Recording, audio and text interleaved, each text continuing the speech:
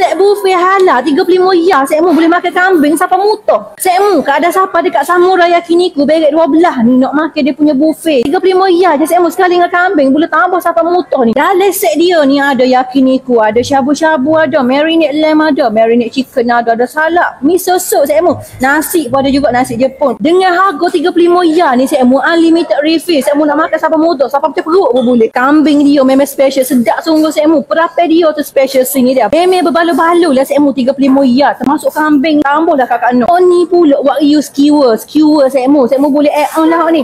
Rasa dia saya kena bagi teras sendiri lah lagu mana. Ni pula scallop saya boleh tambah juga dah add on. Scallop dia ni segar molek saya cicah lah dengan nyicok terbuat tadi tu. Sedap juga. Ni pula salmon belly saya bahagian bawah perut tu. Kita bakar dia tu. Rasa dia tu crunchy.